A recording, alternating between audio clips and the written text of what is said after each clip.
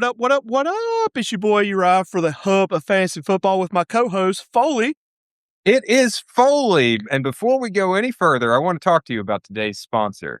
You're going to like this sponsor. It is the Dallas County Jail, the only jail in America with an NFL athletic trainer in the facilities providing services to inmates. How do you like that? If you want to drive at ridiculous speeds and endanger lives, Dallas is the place to do it because you can still have your athletic trainer just come to the facilities and rehab you when you make dumb choices. Dallas County Jail, today's sponsor. That's awesome. Also, another sponsor that I just got an update on was DraftKings. Yes, if you're willing to bet on yourself, we're willing to sponsor it. New spokesperson, Brendan Soarsby? Absolutely. What's your take on the... Go ahead. No, I'm asking, what's your take on the Soarsby deal? So I am going to be. I haven't even said this to anybody because I understand. I see both sides of it. One from Soarsby's side, dude's got a problem. Plain and simple. Did he do something wrong? Yes. But at your age, Michael, let's say 20 or 21, however old he is, I don't know, 20 or 21, would you love to go back to 2021 and have a judge say, hey, man, we're just going to wipe that out? Yes. I was an idiot at 2021. I was. But what I'm saying is, I get it. I still am, by the way. Some say that I still am. I get it, and I understand. But on the flip side, it is wrong. And consequences actions have consequences. As all of us have paid. Yes. So, I mean, look, the thing I want to be careful about here is you will never, ever, ever, ever, ever, ever, ever, ever hear me defending the NCAA. Oh, yeah. They are...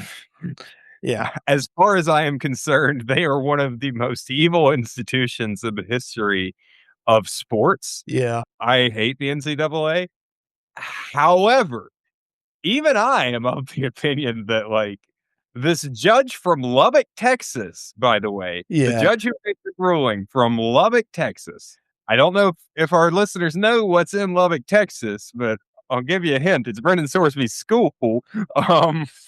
Yeah, isn't the judge supposed to be responsible and make responsible decisions for the many people?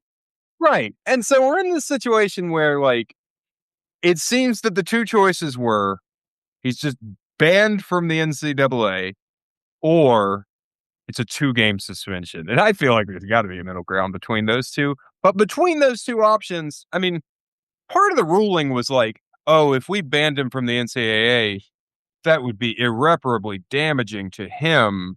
And it's like, I mean, he's going to go in the supplemental draft, and he might go in the second round of the supplemental draft to someone like Arizona and make money right away in the NFL. Like, he will be on an NFL team if he gets banned from the NCAA. Yeah.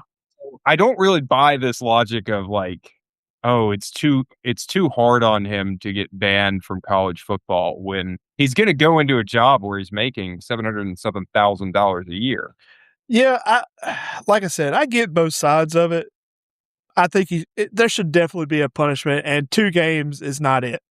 Yeah, whatever that can be. I mean, I'm not a judge and I'm not a lawyer, so I can't dive into that. But it should be more than 2 games. And also, like if it was anything normal, like, you know, dude bet on a game, threw a game, something like that, you're out. But dude went to rehab. He has a problem. We all deserve second chances. Absolutely. So, but like, I mean, you throw in, like you said, it could go a million different ways, but I do not think, like you said, a judge from Lubbock should have made that call. Right. It sounded a little odd to me. And I'll also say, look, I want to acknowledge that it is different that he bet on himself and wasn't like betting against himself. But he was betting the under. Oh, was he? I thought he only bet the over on him. No, he bet the under on everything. I thought he bet the. Oh, in that case, no. That Yeah. changes my whole perception. I thought he bet on himself to win games. I could be. I think he took the under on all the scores.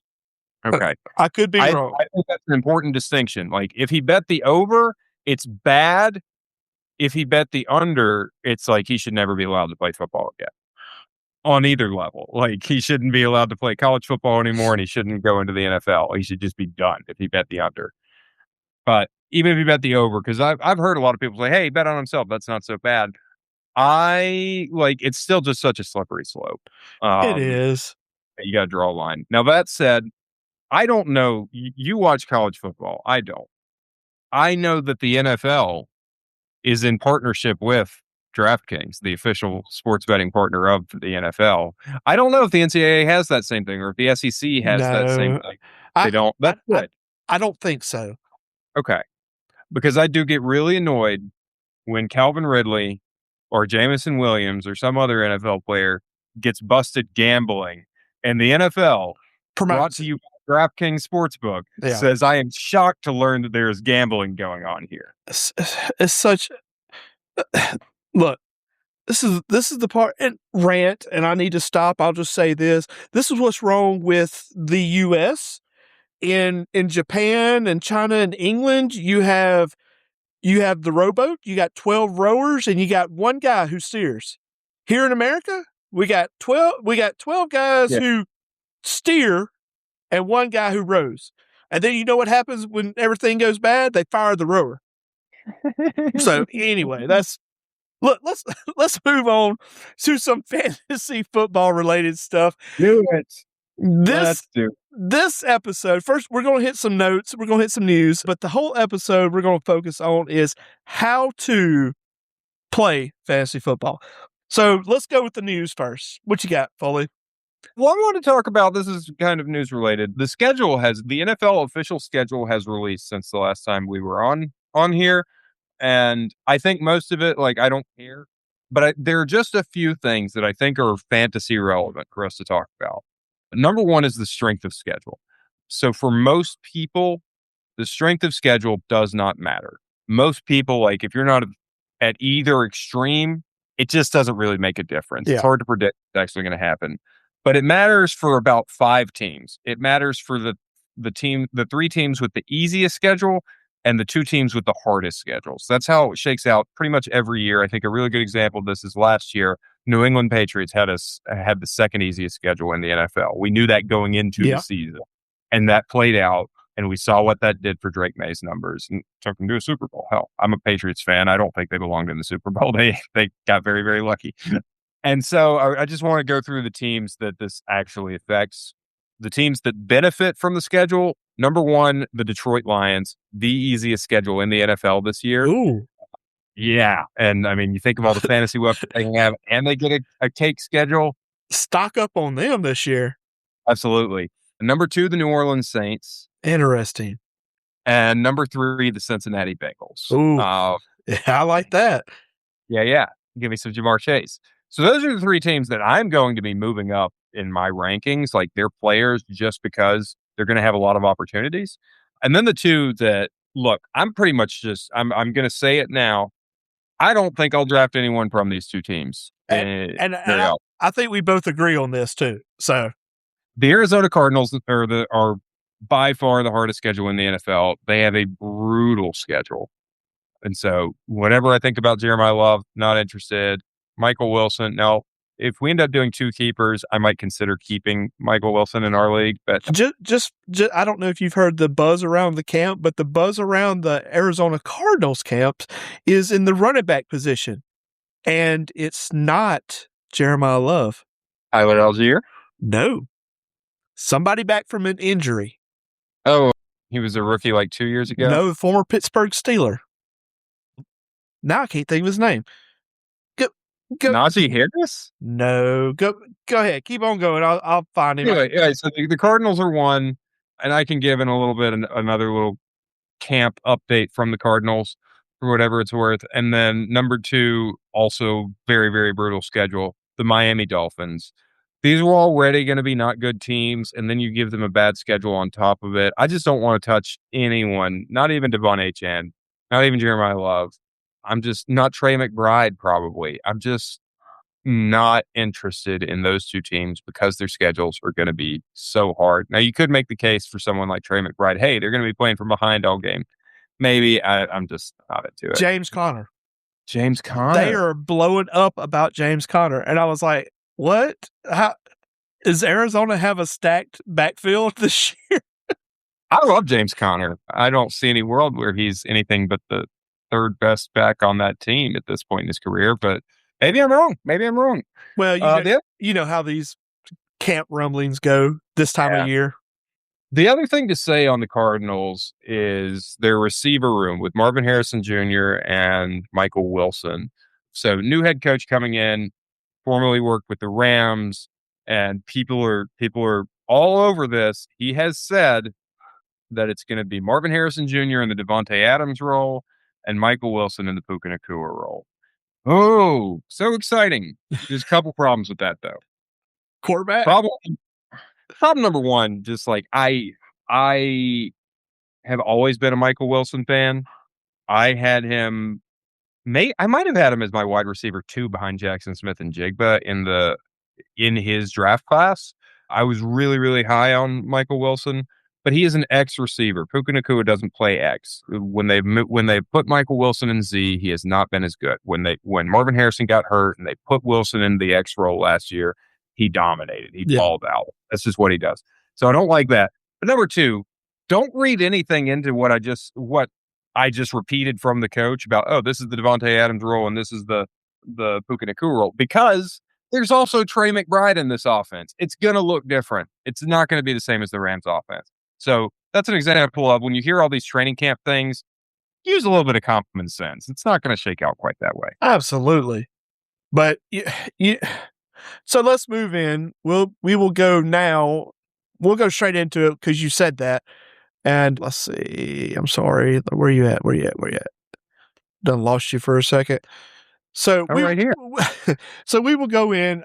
I want to expand on that, but first we got to talk about the basics. Fantasy football for the noobs in the crowd, the tens and tens of noobs. Fantasy football, basically, you got to watch the NFL, or you don't really have to. But anyway, so you draft a starting lineup, quarterback, running back, wide receiver. Usually it's 2 running backs, 2 wide receivers, tight end, and then flex players, which could be any position besides the quarterback, unless you're in a super flex, which is a whole nother thing. But so basically, and then you draft a defense. You get the points as a total, not individual like you do on the offense. So all that, you can kind of look that up. But what I wanted to dive into is sort of like how we do things. So Foley, I'll start with you. Let's do preparing. How do you prepare for the upcoming season? And I know, hey, let's keep it short, but how do you prepare for the season? Well, if you're a fantasy football beginner, you should not do what Foley does. Oh, I'm just it's deep. It's deep. I am being honest. I have an analytics system, a patented analytics system. For those who don't know, it is called Folalytics. It is a crazy system. You don't want to get wrapped up in that. Essentially, like, I have a lot of spreadsheets and coming up with formulas to determine where these players will land in my rankings, and I'm moving them up and down, put a little bit of my own bias into it. But I have just sort of a spreadsheet of all the players, and I'm moving them up or down based on what I see. But I'm going deep into it. I'm looking at past production. I'm really looking at the depth chart. I'm a big fan of Uriah poo-poos this, but I think preseason matters a lot. We'll talk closer to the season, I'm sure, about what to actually look for in a preseason game. But if you know what you're looking for in a preseason game, you can learn a lot from that. It's how I knew to draft Kenneth Gainwell last year and not the rookie, Caleb Johnson. It's how I knew Caleb Johnson was going to be a dud last year, because I saw what was happening in the preseason. You can get on those trends if you know what you're looking for. So that's one thing. I mean, in general, I think it's just being plugged into the NFL. If you're plugged in and you understand, like, you got to think about things a little bit differently than you do normal football, because it's not necessarily who's going to win and who's going to lose. It's just who's going to have a good game? Who's going to get fed the ball? Who has a good matchup, or who is going to be deployed in a certain way? AJ Brown going to New England, how does that affect him? Do you think AJ Brown's going to be better with New England than he was with Philly, or worse, or the same? Like, those are the questions you have to ask yourself. So, and I will say this now, I'm not poo pooing having a good time and drafting your favorite players, but in reality, that's probably not going to happen unless you like best ball or something like that. And even then, it's not going to work out. You'll think like, oh, it's the top people, but it never works out like that. But yeah, I'm sorry, so you're saying don't draft all Cincinnati Bengals with your first 3 or 4 picks? yeah, yeah. But if he wouldn't have got hurt, but that's woulda, coulda, shoulda. That just goes back to the old saying, don't put all your eggs in one basket.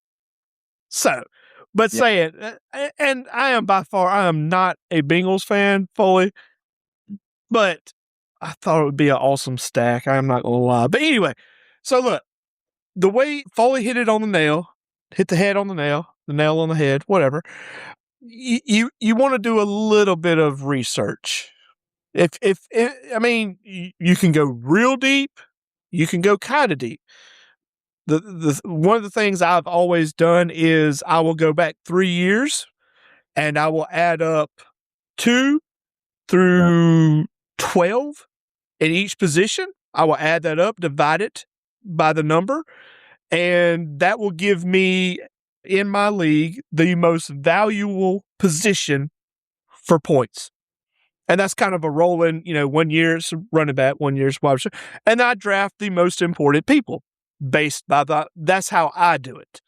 But then there's also just having feelings and watching the game and listening to people. Like right now, Foley is driving me crazy because I haven't listened to any rankings or anything. I'm trying to keep my head clear so I can do that for myself.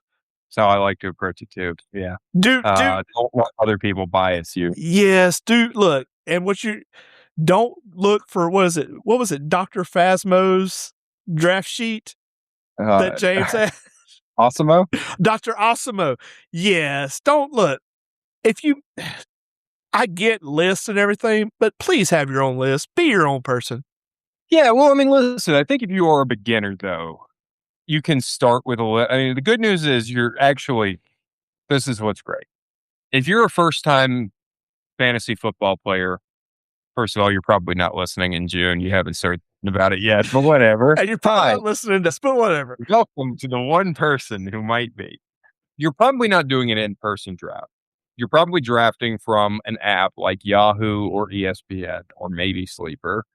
And if you are, they're going to give you their own rankings as you draft. And all you've really got to do is just look at the like top 5 to 10 players on their rankings and look through and say, hey, which of these 5 to 10 do I really want on my team? For your first time, I think that's as far as you need to go. Then once you have had the experience of your first year doing it, I think your second year is where you can start to really say, I'm going to build out my own system for how I do this now that I understand. Yeah, absolutely. And that goes along with a lot of things. I mean, it's, you can go as far and deep in the weeds as you want to. That's what makes this fun. Like the best thing to do is live drafts with your friends. And you will have some people who are deep in the weeds, and then you have some people with Dr. Osimo's list who are just there to have a good time and do whatever. Yeah. So, but if you do print out a list from the internet, make sure it's the right year. Yes, make sure it's the right year. I will warn you, if you see Austin Eckler as a first round pick on your list, something has gone wrong. Yes. And you should find a different list. Make sure it is the most up-to-date list possible. And that's the thing, like, I kind of came in, I'm a much younger man than you, Uriah. I don't know if you know this. Stop it. I came in at the tail end of the generation of magazines. And I still laugh when one or two of our friends still show up with the magazines. Talking about you, Matt. I was thinking of Garland. Grandpa. But yes, congratulations, Garland. I know you're a big fan of the show. But you'll see if you go to probably Target, certainly a bookstore, or you'll see these magazines, right? With your ultimate fantasy football guide. We're in a world today, friends and neighbors, where you just should not buy that. It Yeah. is it's kind of garbage, to be honest. It's kind of a scam because you can find better information for free because those things are so out of date by the time they hit the shelves. Somebody will have torn their ACL. Someone else will have been traded. Some people's not Someone, even playing. yeah, or retired, Yeah. right? Like I can think about one year in particular where if you had bought that magazine, you might have drafted Andrew Luck, who had already retired, and Lamar Miller, who had already torn his ACL. Yeah. Because the magazine would have said, "Hey, these are great people to pick in fantasy football." So it's just don't buy the magazine. It's too out of date. If you're getting rankings, I think that's cool. Just get it online and get it as close to draft day as possible. Absolutely. So let's now go into little tips and tricks that we all do. One thing to do, and I would always recommend this, is a mock draft. And I have a little bit of a trick I do, but mock draft is basically anywhere on the internet. You can search it up and bam, bam, bam, there's millions of them. My trick is what I like to do is I like to have certain people that I want to pick, and I will not draft those guys in the mock drafts. I let the computer or the other people based on analytics pick them, and then I use that where I should pick them. Does that make sense? So, like, Yeah. so it's basically what you do is say you want Michael Pittman, and you really like Michael Pittman. He's your favorite wide receiver, but you would be dumb to take him number one. Yeah. So what you would do is you just find out where his average draft position, and you will see that some magazines, some lists have ADP, and they will tell you that Michael Pittman goes in the 5th round. So what I would say is if you got to have Michael Pittman, 4th round, or see how your draft goes and then plan accordingly. If you got to take him in the 3rd round, like I said, some people have to have a certain player on their team, and I understand that. I'm really glad you said that. This is getting. I'm going to say this at the risk of Telling everything. tangent, and yeah, telling everything. I always in life and in football, I like to ask, "What did you learn from this? What did you?" So, okay, this thing just happened. What did you learn? What can you do better? And listen, I just won. I'm coming off a championship. Stop it. I could easily say, "Oh, there's nothing for me to learn. I was perfect." The learning is Fulllytics has been perfected, but the truth is, there's always things I can improve on. Until I reach that mythical undefeated season, there's more for me to improve upon. And one of my learnings from this year, and this is something I'm going to adjust, is I do have a tendency to reach too far on players that I believe in.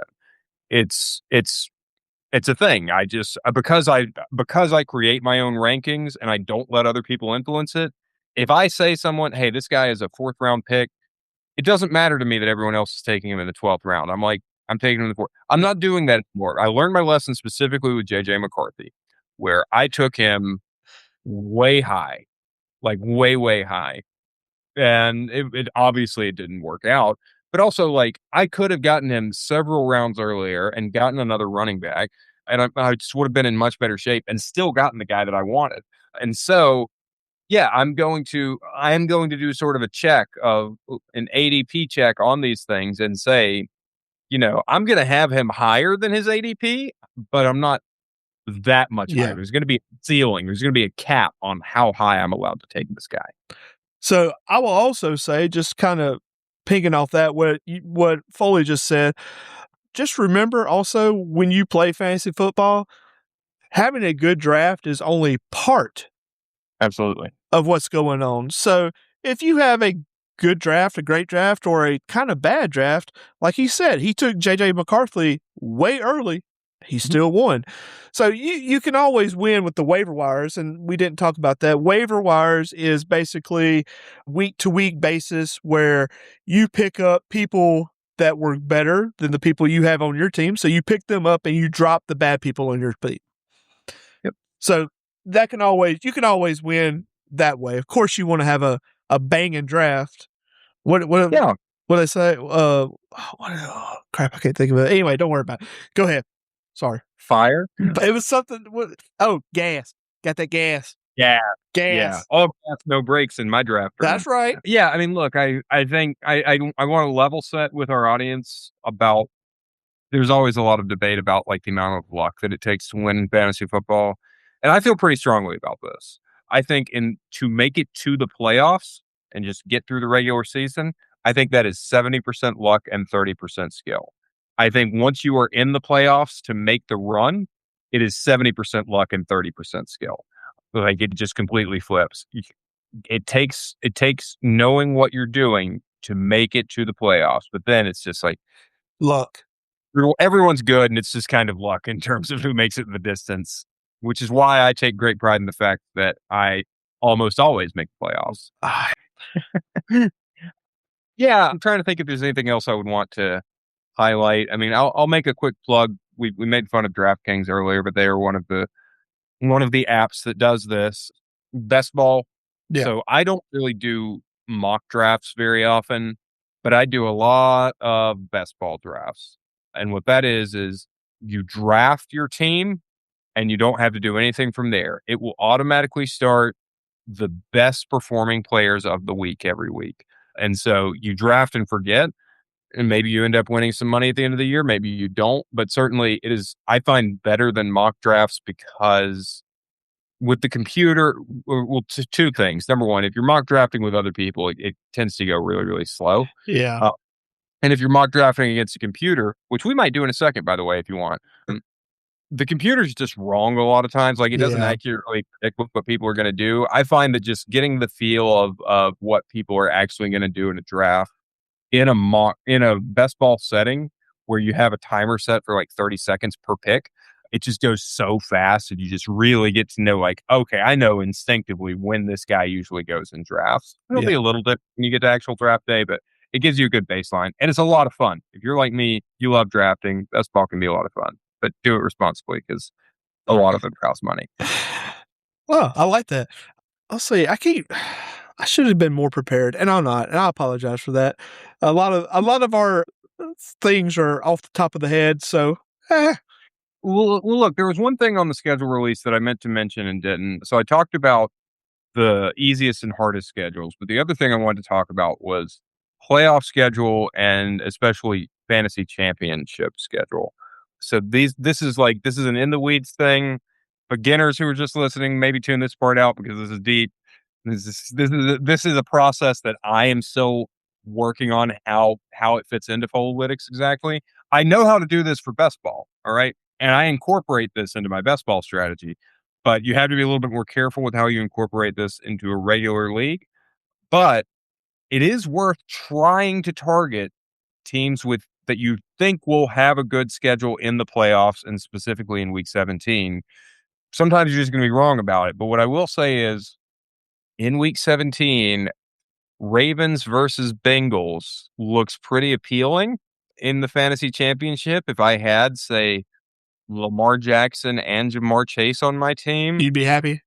Yeah, because I mean, that might be some fireworks, man. Like those two teams both had terrible defenses last year, haven't really done a ton to make it better this year. They've done some things, don't get me wrong, but could still be not great defenses against these two high-powered offenses.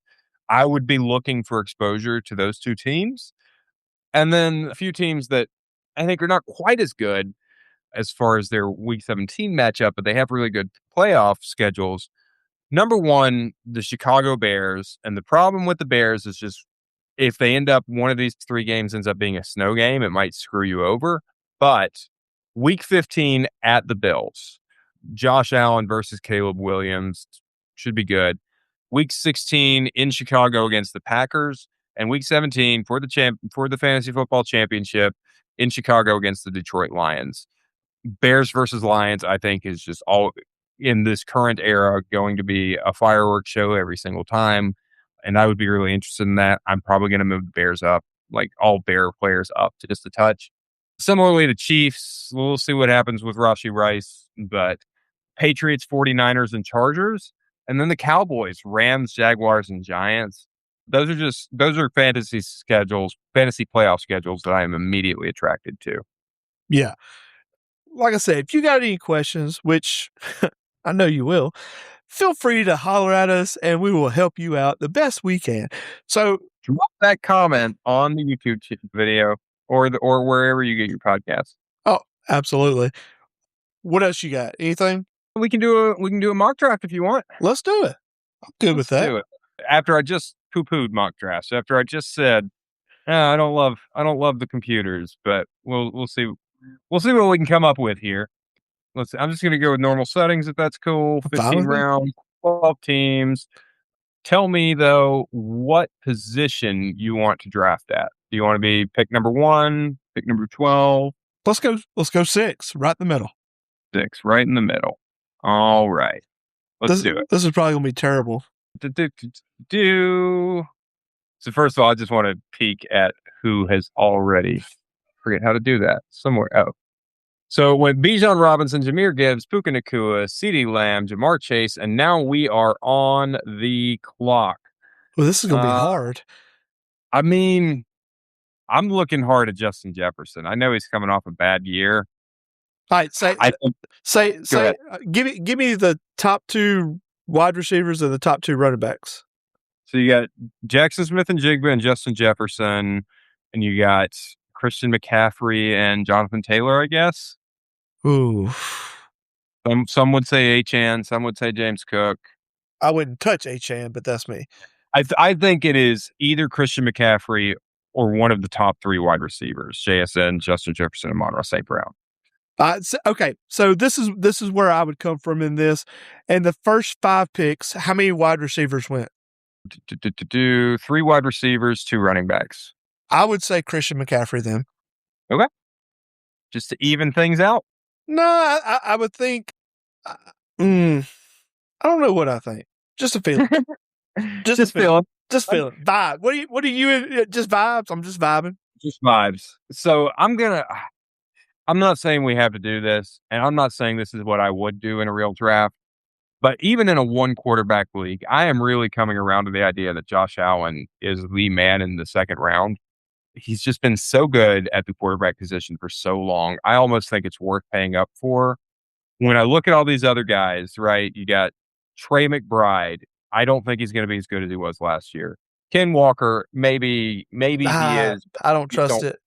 But Brock Bowers had a lot of injuries last year. A.J. Brown, maybe he's going to be awesome. Maybe he's getting older. Nico Collins, maybe. That's probably the one I'm most interested of everyone I've said. I don't like Chase Brown. I know you do. George Pick, can he keep it up? Chris Olave, is he going to get concussed? Devontae Smith, can he be a wide receiver 1? There's just all these players with question marks, and then there's Josh Allen. So here's my rebuttal with the Josh Allen. I totally agree with you. But I think the difference between him and, like, say, number 6 quarterback is going to be pretty much the same-ish. Will Josh Allen be better than the number 6? Absolutely. We don't know who that is right now, so this is where you have to. This is where my analytics. Yeah. I don't think we should pay up. I'll defer to you. Yeah. The last thing I'll say though is, like, I usually agree with you. In 1 quarterback leagues, I'm always happy to wait on quarterbacks. I generally wait on quarterbacks, but I've just come around to this idea of, like you said, we don't know who quarterback 6 is, but we know Josh Allen's going to be. I'll tell you what, let's play the game. Take Josh Allen. Let's do it. Taking Josh Allen. And then when the next quarterback comes off the clock, let's see when and who it is. Yeah. Let's see. I bet Lamar has already been taken by now, huh? I bet he hadn't. I bet he's 3rd or 4th round. Oh, you're right. Yeah, nobody's taken a quarterback since we went. But I'm okay with that. That. Okay, that's fine. I'm not loving the 2nd and 3rd round players right now. Well, I think I would have leaned toward Nico. I really like the Texans this year. Just throwing it out there. Nico was the one I was thinking about. Nico was the one where I was like, okay, I would be willing to take Nico. I mean, so Garrett Wilson's still on the board. Chris Olave is still on the board. Kyron Williams, Devontae Smith, Brees Hall. Probably too early for a Bucky Irving or a Tedero McMillan. Is Bauer still there or Laporta? Laporta probably is. Laporta is. Bowers is not. Colston Loveland's also there. Oh, I would go Colston. Although, it's well, too early, I think. here's what I'll say. Like I like Colston Loveland. I love Luther Burden, and I'm kind of wanting between the two. I would rather if I'm, Luther if I'm Burden. gonna a bear, I would not that I'm saying we should do it yet. I think it's still around too early for Burden, but I'm just saying thinking ahead. Like Okay. I'm on Luther Burden right now. Give me top 2 running backs, top 2 wide receivers. Let's see. Running backs would be Kyron Williams and Brees Hall. Wide receivers would be Chris Olave and Devontae Smith. Oh, gosh. I think it's Kyron. I'd almost say Devontae, but it's so hard to trust the Eagles. Yeah, I mean, I'd be okay with Devontae. I think I would lean Kyron, but given the fact that he was sharing the workload more last year, and that's what now that's kind of Philly. If you want to go Devontae, I can be okay with that. Let's do Devontae, and while we're doing that, I'll say this: Huh? Foley comes from a different place. I come from a different place. Foley will take Laporta, Bowers, people like that in the early rounds. I will not. I'm more of a lower mid tier. And if the value for me is not there, then we're just going to wait to the final and I'll pick up a rookie or somebody like that. That's me, though. I go back and forth. And this year, I'm probably more on your side. I don't like the early tight ends. Some years I do. Last year, I did. I thought there was a clear top 3 and then a big drop off. I don't know that I feel that way this year. So it just kind of depends. Look, and I may not be that great at wide receivers and running backs, but let me tell you, my friend, I know the tight end position, and I can tell you who's going to be good at it. But go ahead. So you want to keep waiting at tight end? Yes. So should we take Luther Burden now, or should we wait? We can play it out. He'll probably be. I think we can wait another round for Luther Burden. I want to get Luther Burden, but I think we can wait. So at this point, I'd look at running backs because it should be getting really. If it's crappy, we'll just go wide receivers. Yeah, I mean, it's Bucky, it's Travis Etienne, and Quinshawn Judkins. I think are the. I'd say Bucky. I agree. Like, there's still that injury risk with him, or is he going to be healthy or not? But yeah, I think I'm cool with taking Bucky. And I might want to take Ken Gainwell later on in the draft just as a handcuff. Yes. All right. I'm going to beg for us to take Luther Burden now. Let's do it. Let's do it. I think it's a big year for Luther Burden, my guy. So now I would look at the tight end position and I would compare it. If I can get like a top 5 tight end right here, I would probably definitely go for it. But if he's gone, I'd probably just go back running back. Tucker Kraft, right? I mean, Tucker Kraft is there. I don't think he'll be there the next round. The drop off from there it's George Kittle coming off his injury, then Travis Kelce, Dalton Kincaid, Mark Andrews. You're talking about a drop off. I think this is it. I think Tucker Kraft is the last stop. Unless we want to wait and get a rookie, like you said. I would do one or two things. I would probably wait another round because I think there's 4 people probably ahead of, like, I'd be totally fine with Kincaid or somebody like that. So I would risk it for another round and see if I could get something better, wide receiver or running back. I mean, I'd be tempted by Alec Pierce personally. I know how you feel, and I have the same reservations, but as a wide receiver 3, Alec Pierce could Christian Watson, actually. No, you can have him. Okay, I'm getting interested in Christian Watson. There's still DK Metcalf, Courtland Sutton, Mekhi Lemon. No, we can't do Mekhi Lemon. We've already got what's his name, Devontae Smith. Michael Wilson is there. Marvin Harrison Jr. You can take your pick of. I mean, if none of the wide receivers are standing out to you, the running backs are DeAndre Swift. Oh, and by the way, Mike Evans. I shouldn't just gloss over Mike Evans being a wide receiver. Of course, you're going to put Mike Evans in there. DeAndre Swift, Tony Pollard. We're not taking Ramondre Stevenson. I'm telling you that right now. Jalen Warren. Man, Rico Dowdle. man, this has got bad. Yeah, man. Ooh, Your boy Putin. man, I'm telling you, Tubman's going to be the deal, but I think you could get him further down. Of course, I haven't done one of these, so I don't know where he's going. We know who's going to still be Let's available. go wide receiver. You pick him. I'm fine with Pierce. Okay, yeah, I'm going to take Pierce then. I'm interested by Pierce. As a wide receiver 3, he's a lot of upside. All right, and we're back on the clock. Christian Watson is still there. Tucker Kraft is still there. Is he the top one? Top tight end? Yeah, for sure. Let's go Kraft.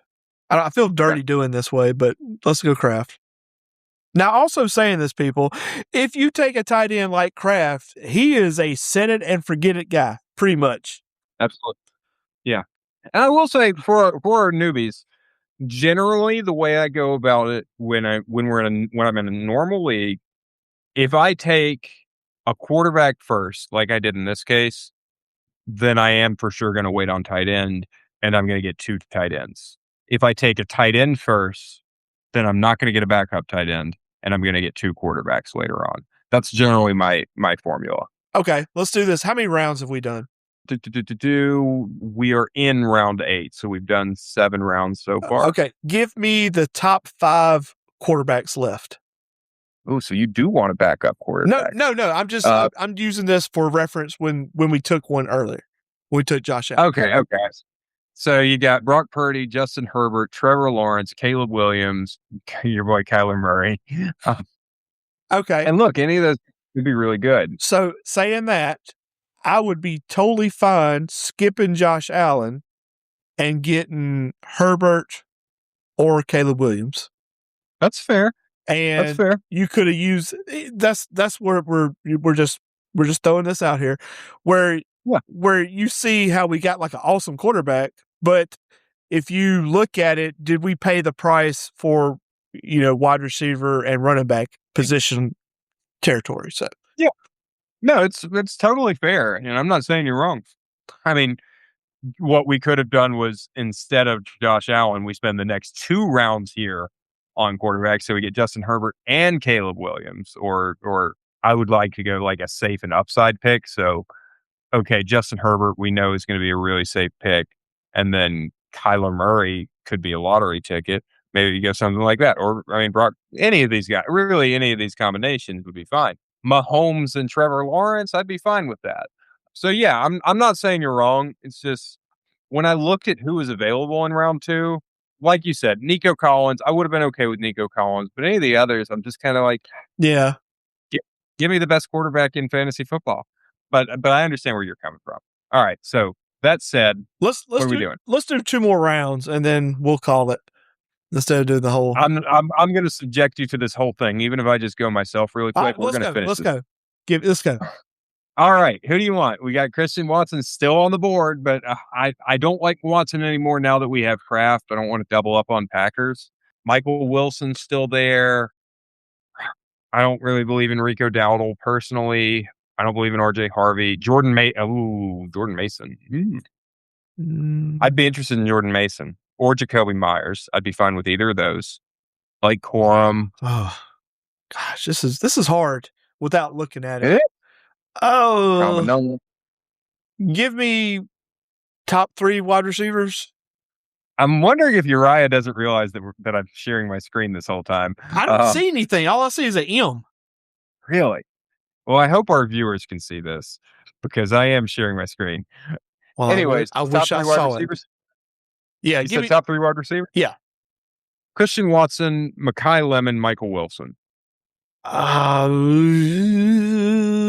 Michael Wilson, and I feel dirty by saying that.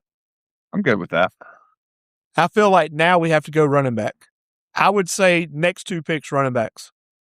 Next 2 picks running backs. We got. I'm still saying no to Ramondre Stevenson. I get that. I think it's Jordan Mason or Blake Corum. Let's go Mason. Yeah, and we might get Corum next. So. You're right, we might. And the other people are drafting. And, Corum is still there. Let's get him. You want to do it? Hell yeah. All right, we got 3 picks left and then just a kicker and defense. Let's go another tight end. Another tight end. Dalton Kincaid. Oh, yeah. Heck yeah. Heck yeah. Got him. While the draft is going, I'm just going to read out who we've got so far. Quarterback, we've got Josh Allen. Running back, we've got Christian McCaffrey, Bucky Irving, Jordan Mason, Blake Corum. Wide receiver, we've got Devontae Smith, Luther Burden, Alec Pierce, Michael Wilson. And a tight end, we've got Tucker Kraft and Dalton Kincaid. Sounds I'm decent. thinking, yeah. A wide receiver? You Sure. think? One more wide out. Is the who the Titans draft? Yeah. He's gone, isn't he? I'm pretty sure he's gone. Oh, well. Let me search his name, though. Cornell Tate. Yeah, he's gone. But who's your sleepers? I mean, Omar Cooper's there. Like, I think this is going to be our last wide receiver. This is our last one, period. Wide receiver or running back. Give us a dark horse. Oh, let's go Cooper. Omar Cooper. Going Omar Cooper. All right. There it is. We're just going to take. What? Oh, no, I'm sorry. We do get one more. So give me a sleeper running back. What round did Tootin go? I just want to know, just for. Let me see if I can find that.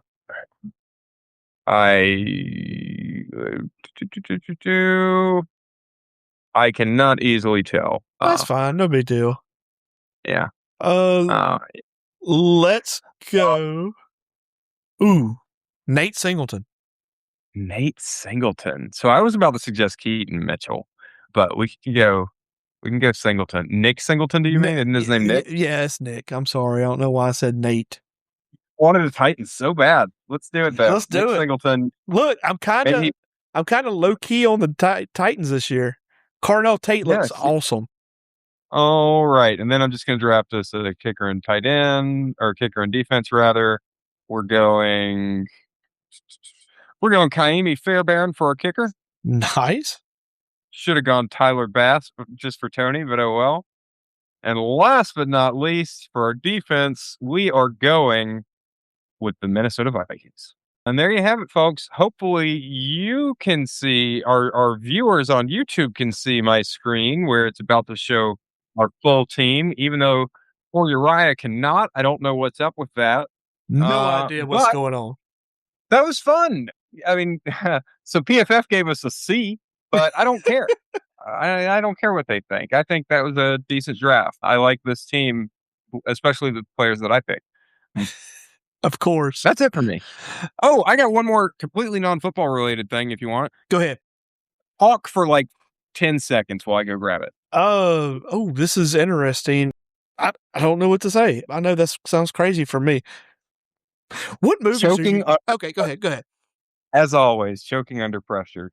I don't know if you're familiar. I feel like you're going to be familiar with the miniseries, but I just read, and it's hard with this background, but Lonesome Dove for the first time. Great book. Great TV show. Oh my God. Let me just talk about this. I'm reading the sequel right now. Oh, good. So, how have you not read this being in the South? Dude, it's been on my list forever, and there was a specific reason I always waited. But let me just tell you, his son is one of my favorite songwriters. Who's his James son? McMurtry. James McMurtry. He's like a alt country Americana singer. He's played the Hattiesburg a couple times. Huh. He's phenomenal. I love his music, have for many, many years.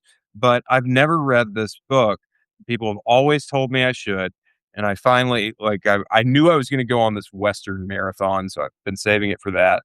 And it blew me away, man. This is one of the best books of all time. It's so freaking good. The sequel I'm reading right now, Streets of Laredo, not as good, but I haven't still. Yeah, I never read the sequel. Have you watched the series? I did as a kid. Okay. I don't remember it at all. I think I may watch that tonight. How crazy is that? I think I will. Yeah. I know the casting is so perfect because as I was reading the book, again, not even really remembering it, but like, oh yeah, I can hear Robert Duvall, Tommy Lee Jones, and Danny Glover. Like, those are the right people to play these characters. Star-studded cast. Star-studded. Yeah. It's man, I read a lot of books, Friends and Neighbors. That one blew me away. It is so good, and I am not saying that lightly. Lonesome Dove is awesome. It's awesome. Lives up to it. So good. All right.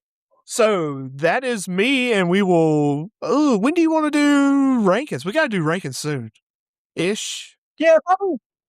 I don't know. Probably a little early. Rankings are going to change a lot. We can find something to talk about. I just feel like we need a really early rankings just to throw it out there. If you want to do a way too early rankings, we can. Then we're gonna have to do another ranking show as we get closer. Okay, we can do like top 25 players or something like that. Okay, we'll figure it out. We'll figure it out. We'll figure it out. All right. So I will catch y'all later, Foley. Goodbye. I love you. All right.